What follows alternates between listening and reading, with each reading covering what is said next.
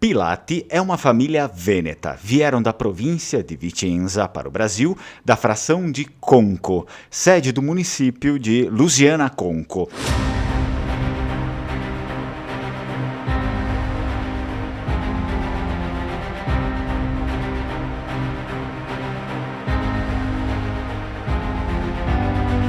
Está localizada no Planalto dos 7 municípios cimbros. Conco era um município independente que se fundiu em Lusiana em 2019 para formar o corpo atual. O nome original da cidade é germânico, Kunken, em língua cimbra, que foi italianizado para Conco. No ano de 983, o território começou a ser colonizado por populações de origem germânica, os chamados cimbros, que por muito tempo preservaram sua própria língua e tradições.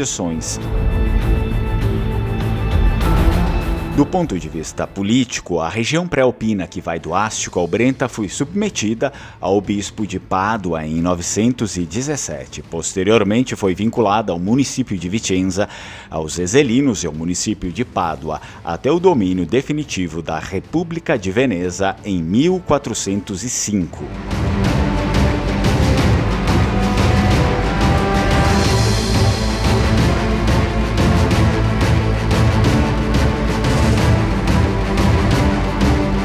O sobrenome vêneto Pilati provavelmente tenha derivado dos vênetos ilírios. Os antigos vênetos, nossos ancestrais que chegaram à região do Vêneto por volta do 2º milênio a.C., fizeram parte, ou no mínimo compartilharam muito com a federação das tribos ilírias, as quais se encontravam em toda a costa do Adriático, portanto nossos vizinhos seculares.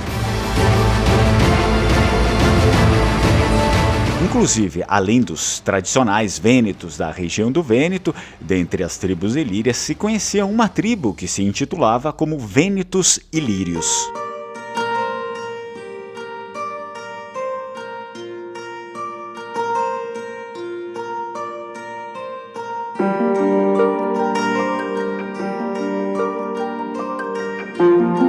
A hipótese mais crível sobre a origem do nome Pilati é aquela que deriva do pílio. O pílio foi um chapéu usado na antiguidade na Ilíria, Etrúria, Grécia Antiga, Panônia e Epiro.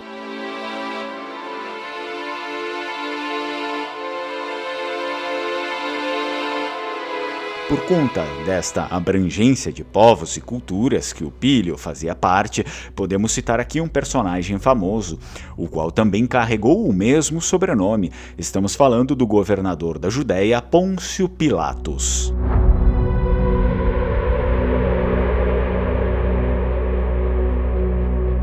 O pílio, como chapéu, foi considerado símbolo de liberdade. Deriva deste chapéu, o pílio, também o chapéu dos eclesiásticos, por exemplo.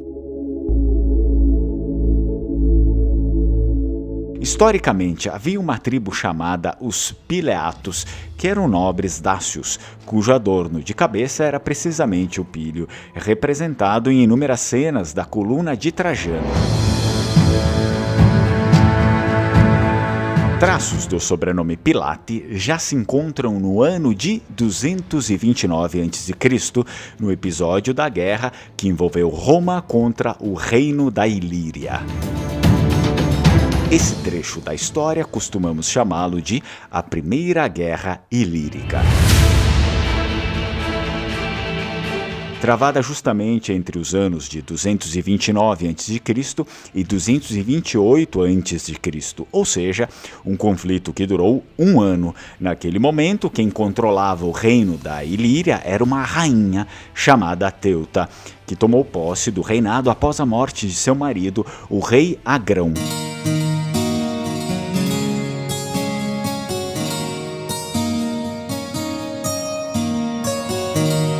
Ao suceder o trono, a rainha Teuta, por motivos comerciais, começa a apoiar cada vez mais a pirataria no mar Adriático e o ataque aos navios romanos. Ao mesmo tempo, houve vontade de se expandir para o sul. O comando da expansão ficou nas mãos de Serdiledas Pilati, general ilírio de raiz paleovêneta. Como já falamos aqui, muitos povos a priori pertencentes a reinos de nomes diversos àqueles ligados ao étimo vêneto eram de origem vêneta, assim como os liburnos, por exemplo, que era um povo da mesma linhagem paleovêneta.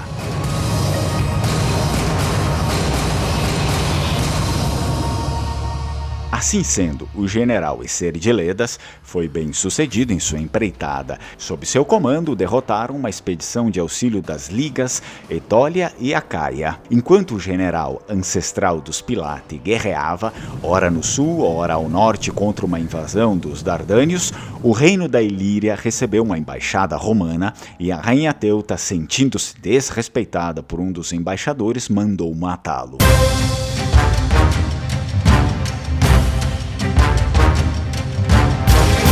Logo que souberam do fato, os romanos reagiram despachando uma expedição militar contra a Ilíria, o que incidiu na Primeira Guerra Ilírica, da qual também fez parte logo em seguida o general ancestral da família Pilate, Eserdíledas.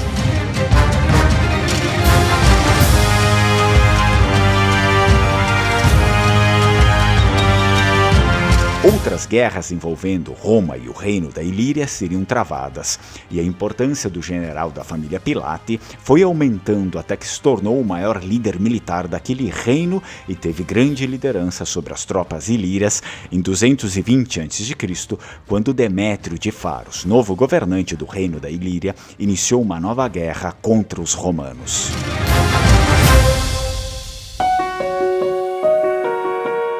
A partir do ano de 1870, os municípios do Planalto Vêneto, logo após o plebiscito fraudulento, como costumam chamar o plebiscito que uniu o Vêneto à Itália, principalmente estes municípios, viram sua população diminuir drasticamente.